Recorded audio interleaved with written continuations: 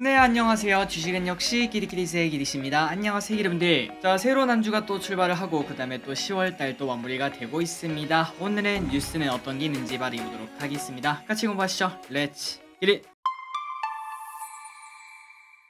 자, 매일매일 저기듯이 이렇게 공부하면서 느낍니다. 진짜 하루에 쏟아지는 뉴스는 엄청나게 많습니다. 그래서 저기릿은 이제 제가 좀 많이 부족하지만 그래도 그 와중에 뉴스를 보면서 이 뉴스는 괜찮겠다, 충분히 알고 갈만하겠다 이런 것들만 골라서 이렇게 매일매일 정리해서 같이 공부를 하고 있는데, 이런 자료가 여러분들께 조금이라도 진짜 도움이 되었으면 좋겠습니다. 자, 첫 번째 뉴스 보도록 할게요. 앞으로 금리 어떻게 될까? 이게 사실 우리의 가장 큰 관심사겠죠. 일단 이번 주에 가장 중요한 뉴스는 FOMC입니다. 파월의 이외 모든 주식인들이 현재 주목을 하고 있다고 볼 수 있는데요. 이 와중에 골드만삭스의 예상이 나왔는데 11월은 뭐 당연하겠죠. 자이언트 스텝, 그리고 그 다음 12월은 빅 스텝을 할 것으로 보인다고 합니다. 그렇기 때문에 많은 사람들이 오케이 이제 연준의 피복 가능성이 나오는구나 라고 볼 수 있지만, 그런데 골드만삭스는 조금 더 강하게 예상을 하는 것 같네요. 속도는 느려지지만 그 방향은 지속적으로 가나 봅니다. 내년 2월과 3월에 각각 0.25씩 올릴 전망으로 현재 본다고 합니다. 그러니까 최근 피복 기대감이 나오고 있지만 금리 상승 속도가 멈추는 거지 상승은 지속된다고 해석을 해볼 수 있고, 그리고 그 근거는 아직도 높은 물가 상승률을 들었다고 합니다. 그렇기 때문에 만약에 이런 식으로 내년 2월과 3월에도 0.25씩 두 번이나 올라간다면은 한 번쯤 우리 증시는 국채 금리가 올라가면서 살짝 흔들릴 가능성도 분명 있을 것 같은데요. 그런데 저 기릿의 짧은 생각으로는 설령 이번엔 주가가 하락하더라도 그거는 분명 매수 기회가 될 거라고 생각합니다. 그 이유는 시장 참여자들은 금리 인상이 계속된다 여기에 집중하는 것보다는 야 그래봐 이제 자이언트 스텝 끝난 거 아니냐, 그리고 빅 스텝도 끝난 거 아니냐, 결국은 잔잔바리밖에 없기 때문에 항상 주식은 먼저 움직이는 거 아니겠습니까? 선반영이라고 볼 수 있습니다. 그렇기 때문에 이미 전부 다 반영했다, 이제는 증시가 오를 차례다, 이런 얘기를 하면서 또다시 증시가 상승할 수 있는 확률이 있다고 생각합니다. 하지만 그 상승이 또 영원하진 않겠죠. 그 다음에는 경기 침체라는 악재가 기다리고 있기 때문에 그 부분을 같이 주시를 하면서 투자 전략을 지속적으로 수정하면서 지속적인 고민을 해봐야 된다고 생각합니다. 어쨌든 12월에는 골드만삭스가 빅스텝이 나올 것으로 본다고 하는데, 실제로 빅스텝이 될지, 혹시나 여기서 만약에 또 12월에 자이언트 스텝한다 이런 뉘앙스가 나온다면은 그때는 또 우리의 생각과는 다르게 증시가 조금 더 출렁거릴 가능성도 분명 있겠죠. 결국은 이번 주 파월의 입에서 어떤 이야기가 나오는지 봐야 될 것 같습니다. 다음입니다. 이번 주 공모주 청약 일정을 보도록 하겠습니다. 두 개의 기업이 진행을 한다고 하네요. 첫 번째는 임상시험 수탁기업 DTNCR로, 그리고 두 번째는 2차전지 믹싱 시스템 전문기업 윤성 FNC가 등장을 한다고 합니다. 우리가 주말에 공부했다시피 둘 다 실적이 뛰어난 기업입니다. DTNCR로는 최근 3년간 연평균 76%나 성장을 했고, 그리고 윤성 FNC도 작년에 부진을 딛고 올해 흑자를 내고 있으며 시총이 4천억대로 만약에 이번에 상장을 한다면 올해 코스닥 순위 2등이라고 볼 수 있겠죠. 덩치가 큰 기업입니다. 과연 이 두 개 기업 기관 경쟁률은 어떻게 나올지 모르겠지만 내일 나오면은 빠르게 공부해서 알려드리도록 하겠습니다.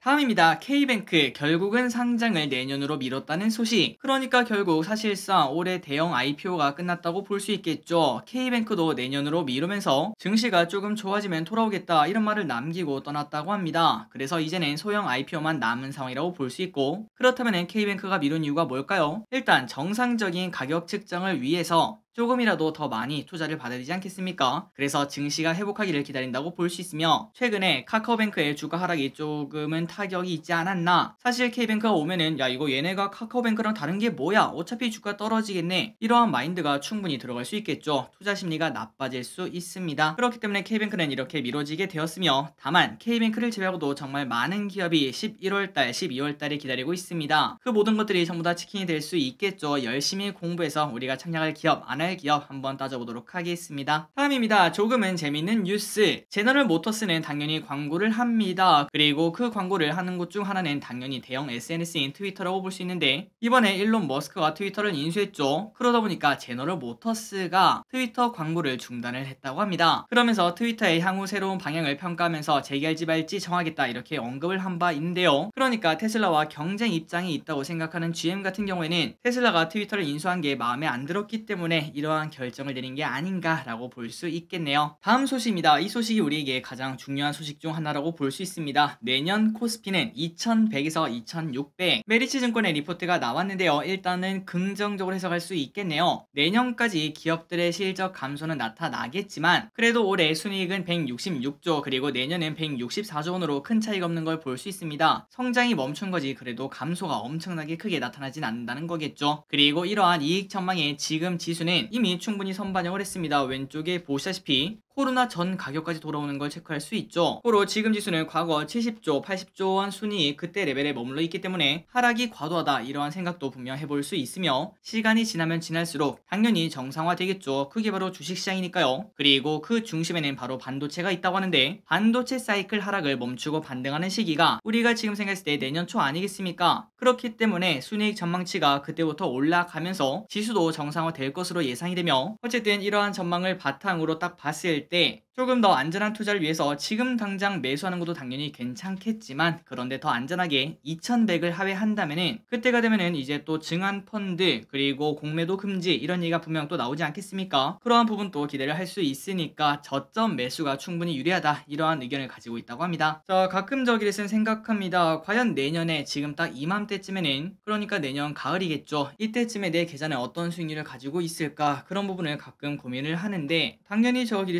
이길 수밖에 없는 싸움이라고 생각하고 있습니다. 시간이 우리 편이기 때문이죠. 여러분들도 이런 생각을 바탕으로 좋은 기업을 잘 공부해서 매수하신 다음에 비토 없이 기다리게 된다면 결국은 승리할 수밖에 없다고 당연히 자신있게 말씀드릴 수 있습니다. 과거부터 지금까지 그런 경우가 숱하게 많았기 때문에 지금 우리가 이렇게 주식 투자를 하는 거겠죠. 어쨌든 내년 코스피는 2100에서 2600 그렇기 때문에 2100이 혹시나 깨진다면 그때는 진짜 저점 매수의 기회가 될 수 있다고 합니다. 다음입니다. 브라질 대통령이 바뀌었다. 원래 대통령은 보우소나루였습니다. 우파라고 볼 수 있겠죠. 그런데 이번에 상대는 과거 이선에 빛나는 룰라 좌파 전 대통령입니다. 그런데 이번에 정말 근소한 차이로 룰라가 당선이 되었고 그래서 브라질 사상 처음으로 3선 대통령이 등장을 하게 되었다고 합니다. 참고로 룰라 대통령은 남미 좌파의 대부라고 불리며 재임 기간 동안 수천만 명을 중산층으로 끌어올리고 광범위한 사회복지 시스템으로 인기를 받은 바 있다고 하는데요. 그때 당시 퇴임 당시 지지율이 무려 80%나 된다고 합니다. 그러나 퇴임 후 부패 혐의에 연루가 되면서 이제 조금 시끄러운 적이 있었는데 무혐의 판결이 났다고 하며 결국 이번에 대통령을 노리고 한 번 더 나섰는데 이번에 박빙으로 당선이 되었다는 거겠죠. 그리고 이렇게 정말 박빙으로 나온 걸 봤을 때 브라질은 현재 좌우가 극심하게 갈려있다는 걸 확인할 수 있다고 합니다. 그래서 물론 그럴 리는 없겠지만 지금 대통령인 보우소나루가 패배를 인정하지 않으면 난리가 날 수 있는 그런 상황이라고 하니까 혹시나 또 이상한 일이 터지지 않을까 관심 있게 봐야 것 같습니다. 다음입니다. 일본에서 히토류를 캔다고 다른 나라는 없어서 못 캐는 히토류. 그러다 보니까 항상 히토류는 중국의 무기로도 쓰이고 있죠. 수틀리면은 이거를 그냥 우리만 쓰겠다 이런 얘기를 하고 있습니다. 하지만 일본 정부가 오가사와라 제도 앞바다 수심 6000m 심에 있는 히토류 채굴에 나선다고 하는데요. 그래서 저기리씨 지도를 한번 찾아보니까 야 진짜 멀리 있습니다.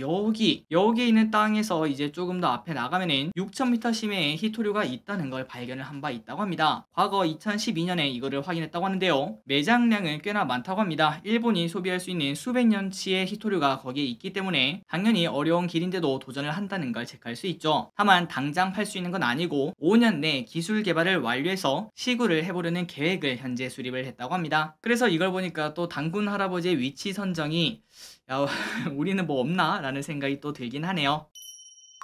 다음입니다. 원전 해체 연구소가 착공이 되었다는 소식입니다. 국내 처음으로 원전 해체 연구소가 착공된다는 소식인데요. 26년 하반기에 준공 예정이라고 합니다. 여러분들이 아시다시피 원자력은 원전을 짓고 쓰는 것도 당연히 중요하지만 안전하게 폐기하는 것이 더 중요하겠죠. 그래서 이러한 연구소가 지어지는 걸 확인할 수 있으며 그리고 이러한 것도 원전 산업에 큰 불씨가 될 수 있다고 생각합니다. 전 세계가 원전 좋은 거 다 알고 있습니다. 하지만 사용하지 못하는 게 바로 무슨 일이 생기면은 그리고 원전 폐기물을 어떻게 처리할 방법이 없다는 거 이런 것들 때문에 사용을 하고 있지 않은데 하지만 여기서 우리나라가 이제 또 압도적으로 해체에 자신감이 생긴다면은 우리나라의 원전 산업 당연히 더 커질 수밖에 없겠죠. 지금 뭔가 반쪽짜리 친환경이라고 볼 수 있는데 하지만 나중에는 완벽한 친환경이 될 수도 있다고 생각합니다. 물론 긴 시간이 남았지만 꼭 좋은 결과로 마무리가 되었으면 좋겠네요. 다음입니다. 맘스터치 태국 1호점 오픈. 갑자기 이걸 보니까 맘스터치 사이버가 먹고 싶습니다. 진짜 맛있는데 어쨌든 얼마 전에 자진 상패를 했던 맘스터치가 태국에 1호점을 열었다는 소식입니다. 그리고 위치는 방콕 중심가에 위치한 대형 쇼핑몰에 자리를 잡았다고 하니까 당연히 많은 사람들이 올 수밖에 없습니다. 참고로 맘스터치는 태국에만 이렇게 연 게 아니라 이미 미국 캘리포니아에 2개 매장을 운영 중이며 25년까지 100호점을 오픈하는 게 목표라고 합니다. 아마도 여러분들 상당 부분은 동의를 하실 것 같습니다. 맘스터치 맛으로는 안 밀리죠. 그리고 기존 햄버거랑 조금 차별점이 있다고도 볼 수 있습니다. 닭고기를 사용하는 게 조금 특이하다고 볼 수 있죠. 그렇기 때문에 맘스터치가 해외에서도 그 경쟁력을 받을 수 있을지 우리가 한번 지속적으로 확인을 해봐야 될 것 같습니다. 당연히 잘 되면 잘 될수록 좋겠죠. 다음입니다. 오늘 증시에서 가장 큰 뉴스 중 하나입니다. 러시아 곡물협정 중단 선언. 전쟁 이후에 크게 올랐던 식량 가격이 농산물 수출 협정을 하면서 안정화가 되었습니다. 참고로 이 농산물 수출 협정은 흑해를 지나는 곡물 수출 선박의 안전을 보장하는 건데 이거를 또 중단하겠다 선언을 한 거겠죠. 그리고 이게 중단되면 또 식량 위기가 나타날 수 있습니다. 최소한 10%에서 20% 이렇게 오른다고 볼 수 있겠죠. 그러다 보니 오늘 올해 초 크게 올랐던 식량 관련주가 급등하는 모습을 나타내는데 물론 아직까지 확정은 아니라고 합니다. 유엔과 튀르키예가 이렇게 러시아랑 협상을 하고 있다고 하니까 러시아가 뭔가를 원하고 이런 얘기를 한 건지 한번 또 관심 있게 봐야 될 것 같습니다. 다음 소식입니다. 이태원 참사의 모든 행사 중단. 아마도 여러분들 다들 알고 계실 거라고 생각해요. 많은 축제와 행사가 깊은 애도를 표하며 현재 지소가 되고 있습니다. 롯데백화점, 현대백화점, 롯데마트, 편의점, 에버랜드, 롯데월드, 스타벅스 등등등 이런 곳에서 많은 행사가 중단이 되고 있으며 그러니 여러분들이 혹시나 이제 11월 초에 이제 어떤 행사를 기다렸다면은 이 부분을 참고하시면 될 것 같고 그리고 유통가에서는 준비했던 이벤트를 하지 못하면서 타격이 분명 조금이라도 있을 것이라고 볼 수 있습니다. 그리고 인도에서도 안 좋은 소식이 나왔습니다. 오늘 나온 소식이죠. 인도 서부에서 다리가 무너져서 80명이 넘는 사람이 사망을 했는데요. 그나저나 이 다리가 뭔 다리인가 봤더니 이 다리가 만들어진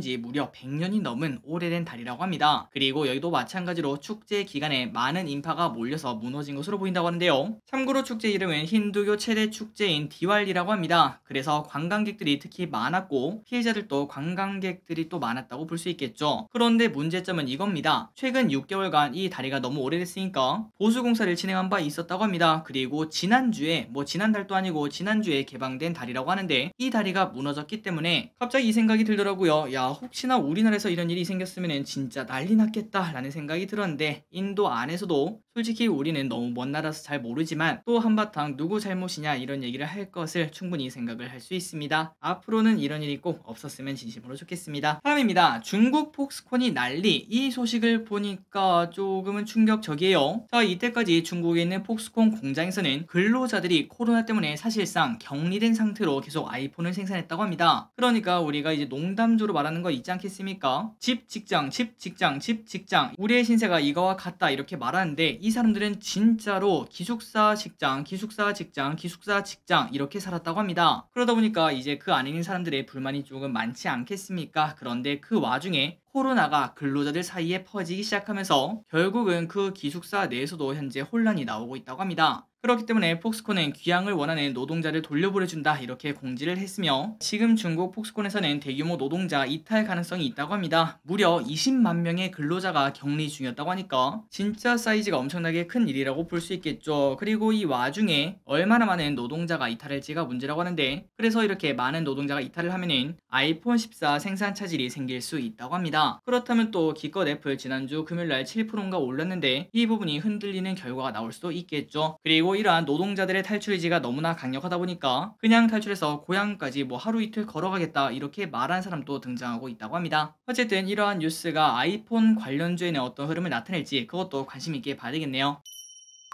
다음입니다. 예탁금 50조 깨졌습니다. 사실상 증시의 흐름이랑 비슷하게 흘러가는 예탁금. 그러나 이 예탁금이 2년 3개월 만에 50조 아래로 복귀를 했습니다. 그러니까 이제 시장에 돌아올 자금 자체가 줄었다고 볼 수 있는데요. 참고로 작년 8월에 약 80조까지 갔었으니 분위기가 많이 바뀐 걸 확인할 수 있습니다. 그렇다면 이제 그렇게 많은 예탁금 무려 30조는 다 어디로 갔을까라고 봤더니 바로 예적금으로 갔겠죠. 서기리처럼 원금 손실이 나오더라도 야 이거 당연히 주식이지 결국 나중에 오를 거야 이렇게 생각하는 진짜 뼛속까지 주식쟁이를 제외하고는 지금처럼 손실이 나오는 증시가 너무 뼈아프다고 볼 수 있습니다. 버틸 힘이 없겠죠. 그래서 이런 부분을 손절하거나 아니면 주식은 내게 아니다 라고 판단을 한 다음에 원금 보장에 이제는 5%까지 수익을 주는 예금 적금에 몰리는 걸 체크할 수 있다고 합니다. 그리고 앞으로 이런 흐름은 조금 더 가속화될 가능성도 분명 있겠죠. 그래서 이런 걸 보니까 금리 상승기에는 진짜 주식 투자는 어려운 거구나 라는 걸 한 번 더 생각할 수 있고, 과연 어떤 결과가 앞으로 나올지 일단 저기릿은 당연히 어떤 일이 생겨도 계속 주시장에 있을 예정입니다. 그때까지 여러분들 같이 버티면서 열심히 공부해 보도록 해요. 다음입니다. 라면 수출 역대 최고. 사실 라면을 싫어하는 사람은 찾기 힘듭니다. 그만큼 전 세계 사람들도 당연히 좋아할 수밖에 없는데요. 특히 한국 라면은 그만의 매력이 있죠. 그러다 보니까 진짜 실적이 나왔다고 합니다. 올해 1월부터 9월까지 누적 수출액이 사상 최고치를 기록을 했다고 하며 아마도 한류의 영향이 큰 것으로 보인다고 합니다. 참고로 증가 수치는 무려 18%나 증가를 했다고 하니까 전년 대비 18%, 이 정도면은 기업으로 따져도 되게 상위권의 기업이라고 볼 수 있겠죠. 이만큼 성장하는 걸 나타내기는 쉽지 않습니다. 그렇다면 어디가 그렇게 많이 라면을 찾나 라고 봤더니 미국이 많이 늘었고요. 그런데 그러면 일본은 조금 줄었다고 하네요. 2% 줄었다고 합니다. 그리고 아마도 이제 남은 10월, 11월, 12월 이때도 수출액이 늘어날 것으로 보인다고 하는데, 그 이유는 연말이 되면 될수록 날씨가 추워지니까 국물 라면 소비가 증가할 것으로 보인다고 합니다. 자, 이런 것들을 보면은 또 음식료 관련주 한번 사볼까 이런 생각이 들죠. 한 번쯤 공부를 해봐야 될 것 같습니다. 다음입니다. 국산 전기차 잘 나감. 라면만 잘 나가는 게 아니라 전기차도 잘 팔리고 있다고 합니다. 확실히 요즘 전기차가 진짜 많이 보여요. 9월달에 국내 시장에서 전기차 판매량은 13,993대로 최다 판매량을 경신을 했다고 합니다. 그리고 9월 신기록에는 아이오닉 6가 그 중심에 있는 것으로 보이며 9월에 무려 2,650대나 팔았다고 하니까 이번에 나온 아이오닉 6가 진짜 잘 팔리고 있다는 걸 확인할 수 있죠. 그리고 그 다음으로 뭐가 잘 팔렸나 봤더니 아이오닉 5가 2등,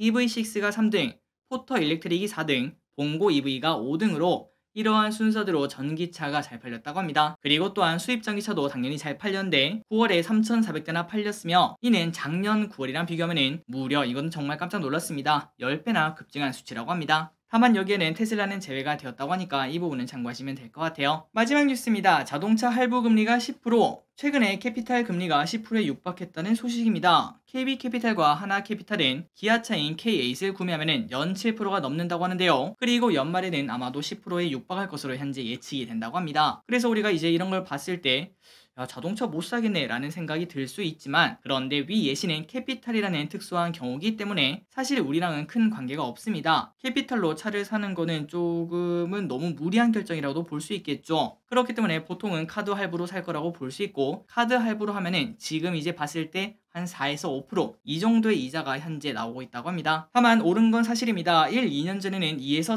3%그 정도의 금리의 할부였다고 하니까 확실히 오른 거를 확인할 수 있고요. 그렇기 때문에 아마도 조금 더 올라갈 걸 볼 수 있고, 이제 뭐 내년 초반 되면은 5에서 6% 이런 얘기도 나올 수 있겠죠. 그렇다면은 가면 갈수록 이러한 이자 부담에 차량 구매 수요도 줄어들 것을 당연히 예상할 수 있고, 경기 침체 걱정에 내가 현금을 들고 있더라도 차를 사는 걸 또 미룰 가능성도 분명 있다고 생각합니다. 그렇다면은 자동차 대기 수요도 팍팍 줄어들 걸 볼 수 있으며, 과연 현대차와 기아차의 주가가 지속적으로 상승할 수 있을지 이 부분에 대한 고민도 우리가 연속적으로 해볼 필요가 있다고 생각합니다. 자, 오늘의 공부 여기까지 끝났습니다. 항상 이렇게 같이 공부해서 진심으로 감사합니다. 지금까지 기리셨습니다. 빠이요.